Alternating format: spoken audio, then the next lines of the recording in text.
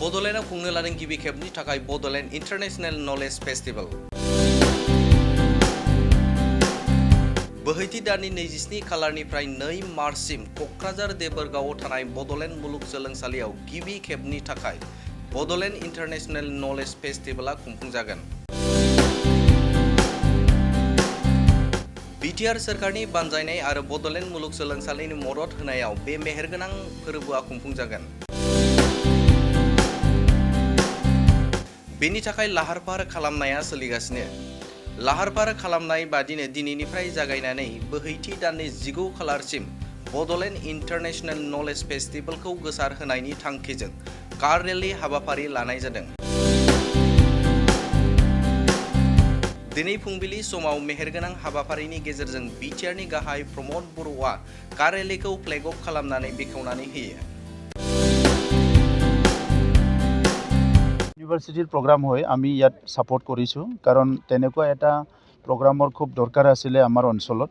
দীৰ্ঘদিন ধৰি এটা ইনষ্টেবিলিটিৰ পিছত এটা পিছ আহিছে, তো তেনেকুৱা এটা ভাল পৰিৱেশ গঢ়িব লাগিব আৰু সেইকাৰণে এই যে নলেজ ফেষ্টটো বডোলেণ্ড ইউনিভাৰ্চিটিত হোষ্ট কৰা হ'ল, ইয়াত 27 তাৰিখৰ পৰা 2 মাৰ্চলৈকে যিটো হ'বলৈ গৈ আছে, তাত অকল ভাৰতৰে নহয় বিশ্বৰ বিভিন্ন দেশৰ স্কলাৰবিলাকে বিভিন্ন বিষয়ত মানে এক্সপাৰ্ট হিচাপে কাম কৰি থকা ব্যক্তিবিলাকে আহি ইয়াত উপস্থিত হ'ব আৰু ইয়াত এটা নলেজ এক্সচেঞ্জ হ'ব।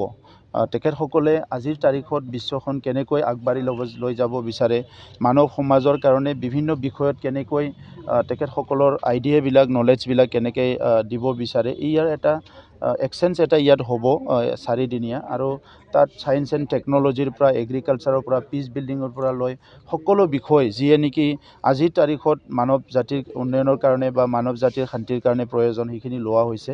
গতিকে সেইটো ডাঙৰ এটা মাহল হ'ব। গতিকে বডোলেণ্ড ইউনিভাৰ্চিটি যিহেতু অসমৰ, সেইকাৰণে অসমৰ বাকী ইউনিভাৰ্চিটিসকলৰ লগত সম্পৰ্ক জোৰাৰ কাৰণে আৰু এটা প্ৰচাৰৰ কাৰণে আজিৰ পৰা ৰেলীটো যাব। এই ৰেলীটো গৈ আমাৰ লোৱাৰ আছামৰ, মিডিল আছামৰ ইউনিভাৰ্চিটিবিলাক টাচ কৰিব আৰু তেজপুৰ ইউনিভাৰ্চিটি, ইয়াৰ পৰা অৰুণাচলৰ ৰাজীৱ গান্ধী ইউনিভাৰ্চিটিটো টাচ কৰি পেলাই এইটো মানে ডিব্ৰুগড়লৈ যাব আৰু Dibrugarh university, Assam agriculture university চব টাচ কৰি পেলাই অহা 19 তাৰিখত ৰেলীটো আহি পাব। ইন দি মিড টাইম আমাৰ গেষ্ট ইনভাইটেশ্যন, কনফাৰ্মেশ্যন এইবিলাক চব হৈ গ'ল আৰু একমডেশ্যনৰ কাৰণে কাম ফুল চুইঙত আৰম্ভ হৈ যাব। চ' আমাৰ যিটো ৱৰ্কিং গ্ৰুপ আছে, ৱৰ্কিং গ্ৰুপে খুব ভালকৈ কাম কৰি আছে। আমি আশা ৰাখিছোঁ এইটো বহুত ভাল এটা মেগা ইভেণ্ট হ'ব আৰু ইয়াৰ পিছত আমাৰ অঞ্চলৰ পৰিৱেশটো যথেষ্ট পৰিৱৰ্তন হ'ব আৰু এটা পজিটিভ দিশত আমি আগবাঢ়ি যাব পাৰিম।